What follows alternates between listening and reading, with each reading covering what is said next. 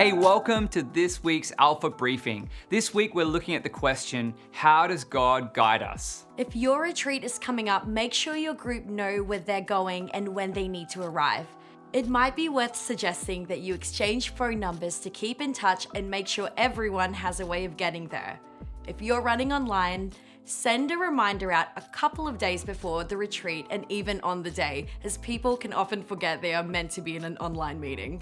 A few people who previously have been on the fence or have said no often decide to come at the last minute.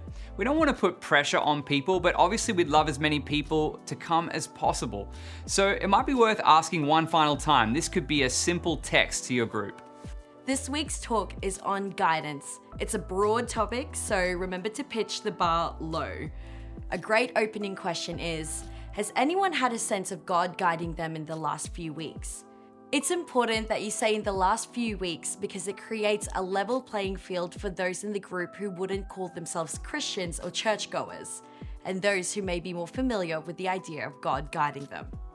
Once it feels right, you could try asking, how do you feel about the idea that God has a purpose for your life? This is a really interesting question, and people's responses I find are always fascinating.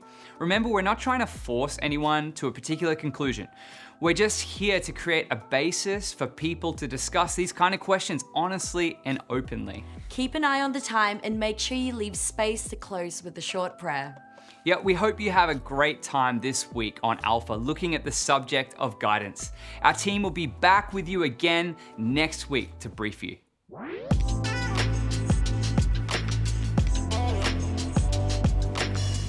Prayer is at the heart of Alpha, and so having a prayer team praying for your upcoming retreat is essential. If you haven't already, reach out to some people and ask them to pray. It's never too late to start praying. Also, if you haven't already started like a WhatsApp group, it will probably be a great time to start one ahead of the retreat. Because if your group is anything like mine, and we love chatting, then this is a great way to keep up the fun in your group.